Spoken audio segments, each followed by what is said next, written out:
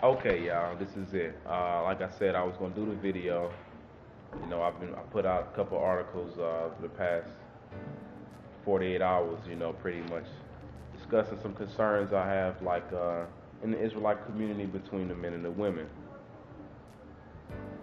Uh, you know, Now this is not really like I'm not really trying to argue with any men. I'm not trying to debate doctrine. That's not my point here. I got a good understanding on the scriptures, and I got an understanding on the whole multiple wife situation. My main point in my article and with this video is just so that the men can understand the women's point of view and the women can understand the man's point of view. Because it's like in between arguing with each other, nobody is listening to the other side, and ultimately, we got to come together, and these debates, arguments, articles, these videos, these teachings, everything needs to be done to the edification of the church. That's the ultimate goal. So just trying to force something down somebody's throat, or just kind of spit your opinion out or your viewpoint out, like, just accept it or reject it, and, I'm the man, just deal with it. That's kind of like, to me, chauvinistic almost, Let me hit a few points. The first thing is, I'm not really trying to stick on the multiple wife situation, but it seemed like in the Israelite community, the men, they've adopted this type of mentality that they're superior to the woman, and that the woman is their subordinate, and to a certain degree, they are superior to the woman. The man is the head of the household. The man should follow Christ, the woman should follow the man. Okay, that's the order that can be agreed upon. But when it says, husbands, love your wives as Christ loved the church, it seemed like we're not putting emphasis on that part of the scripture. We put emphasis on women should keep silent in the church. We put emphasis on women need to subject themselves to their husband. But when it says stuff like men should love their wives as Christ loved the church, we don't emphasize that, and we don't really think into it deep enough to really get the understanding and to apply it to our everyday life. Now, to start, I'm not married, but it doesn't take for one to be married to know how to treat a woman.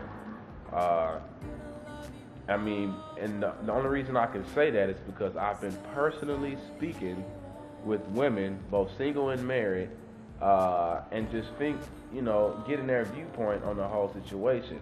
I haven't been going out looking for it, but it just seems like it's been finding me lately.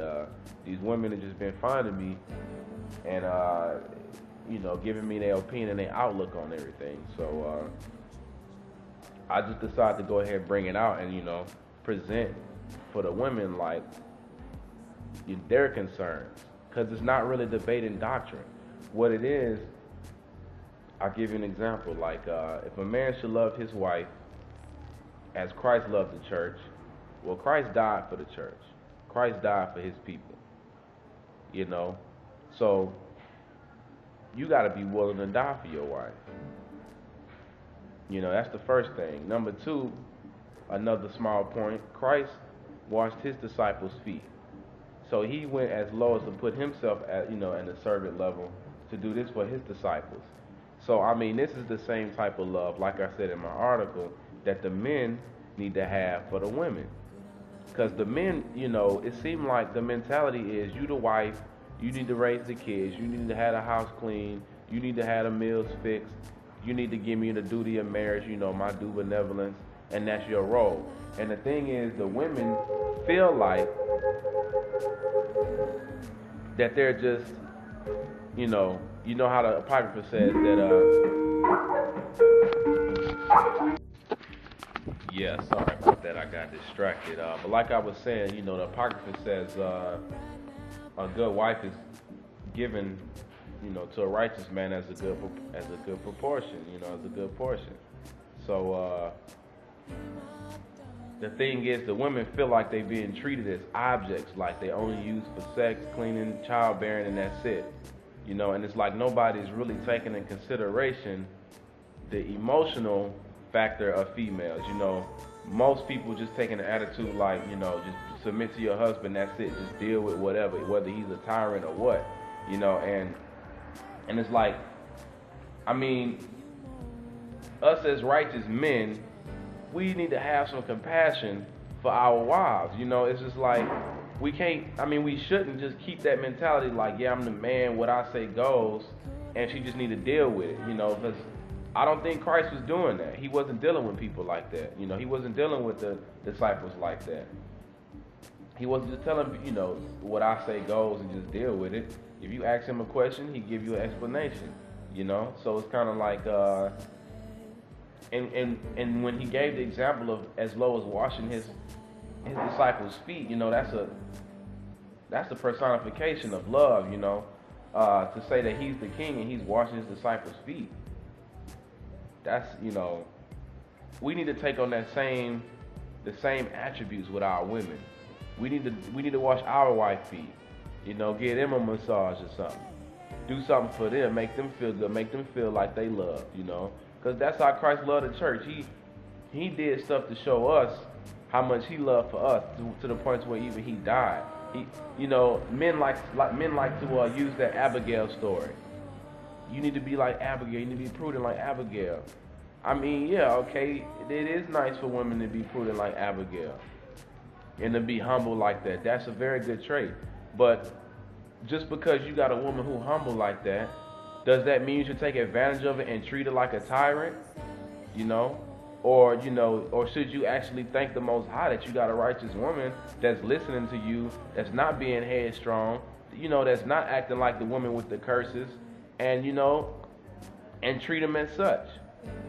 It don't make sense, you know, a woman, when Abigail came to King David, she humbled herself and bowed before him, and what did he do? He lifted her up. It seemed like what we doing is when these women bow before us as the kings we are, we step on their neck. And, you know, and then you better bow, you better kneel to me because I'm the king and that's your place on the ground. Like, that's how these women feel, you know? So I'm not trying to argue no doctrine or say multiple wives is wrong, this, that, and the other. Like I said, you know, if you got that multiple wife thing going on, your wife agree with it, your current wife agree with it, let the Most High bless it, and, you know, good for y'all. I don't condone it. You know, I don't say you going to hell for it. I don't suggest, yeah, man, get you 2 or 3 or 4 of them because we can do that. That's not me. Me personally, I'm single, but once I get a woman, you know, we're going to have that conversation in the beginning. We're not going to rush, and it's going to be simple. I don't believe in, for me, I don't need more than one woman if you meet my criteria. If you meet all of, you know, expectations and criteria that I need in a woman, I don't need nobody else. It's not even for what do I need a second wife if you meet everything that I could ever ask and need and want in a woman? So that's just, you know, that's how I look at it, you know, with the whole situation. But, you know, it's just that we not being sensitive enough to the women's emotions and to their point of view. You know, now another thing is that I wanted to bring out is that with this whole mentality of acting like these women superiors to the point where we almost tyrants, we running people away from the truth. Like, I've personally recognized multiple women who was in the truth, reading the Bible every day, posting scriptures, you know, they own it hard, and then all of a sudden they ran to Islam. They 5%er now, you know, or they just whatever. They just stopped believing in it or stopped emphasizing any specific doctrine and just got back to living a normal worldly life. And the main reason is, from asking these different women, you know, what made you leave the truth was, you know, well, the men, they just seem so harsh and like they tyrants and like they just so mean, you know, and I can kind of see where they coming from, because, you know, especially those Israelite groups who be out there on the street cussing black nigga woman, this, that, and the other, you ain't nothing but some whores, this, that, and the other. You know, like what's gonna make a woman want to stay in something to where they getting referred to as a nigga woman and as a dog and every scripture in the Bible with the, like the curses, every scripture in the Bible that's negative towards our women, they pulling that up in their face, and it's not like they even distinguishing the righteous women from the unrighteous. Just all y'all black women, nigga women, whores, this, that, and the other. That's, and then you go to the other doctrines, like the 5%er, and they referring to the woman as a goddess. So just in your mind, like, if you was a woman that, trying to figure out where you're supposed to be, one man calling you a nigga woman, and that you need to be his servant, and you disposable, and that he can get 2 and 3 and 4 of you, or you got another man who, almost at the point when he worshiping you, calling you goddess, calling you queen, calling you this and that. What do you think that women will float to? You gonna go to a man that's calling you a nigga woman, a doctrine that refers to you as you need to keep silent, or you gonna go to a doctrine that's inviting you in as a goddess, treating you as such. So that's the point. Like, the point is, our doctrine is on point, but our mentality, and we ain't treating these women right. Like, that's the whole thing, to the point to where they running off into other religions. And that's where I feel like the men are messing up. Because what's the point of having this doctrine? Trying to do teachings, trying to do this, trying to do that, and we losing people. Like, you want to be so hard, or the women just need to respect it and just play their role. Yeah, I mean, if you being like that and they leave, what's the point? So I think we do need to put some more emphasis on the love aspect of Christ. We like to be in the Old Testament, the Most High never changes, that and the other. But honestly, I've never seen any Israelite group do a teaching on the love of Christ and how to apply it to our everyday life.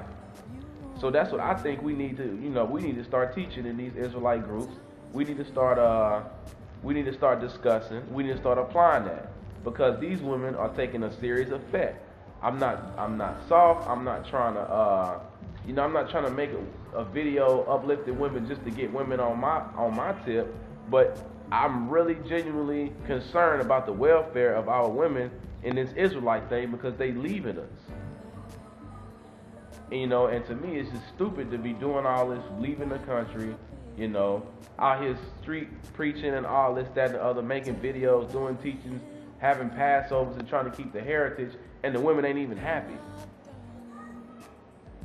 I know those women in Israel, they wasn't feeling like this, like they wasn't feeling like everybody against them.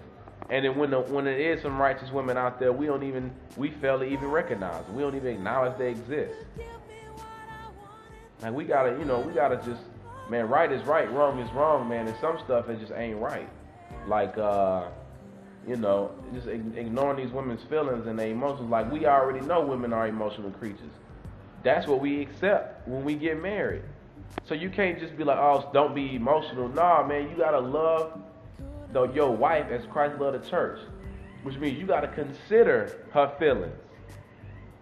What's the point of having a wife and going to get another wife without her consent, and then she leave you? So now you still ended up with only one. Are you doing this? Are you trying to pursue a second wife just to have two? Or are you doing it because you really, for some reason, you need it, or because that second woman, she really is genuinely concerned with the Most High? Or is it because your first wife say it's okay for you to have it? What is it? Is it just because you want to have more than one because you can? So if your first wife leave you, are you going what? Go get you a third just so you can have two? Or are you going to stick with the second one you got and just leave it at that? That's some questions some of y'all need to ask yourselves. Like, am I thinking about having multiple wives just to fulfill my lust of having more than one? Or am I doing it just because I want to be, I mean, it's really no other reason I can think of, and you can think of another reason on why, multiple wife situation is, needed or necessary, then please let me know.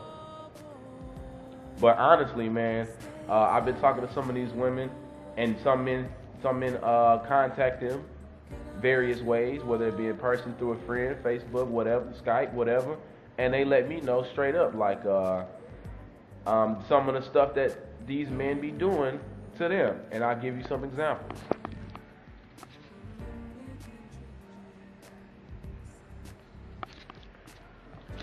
Example number one.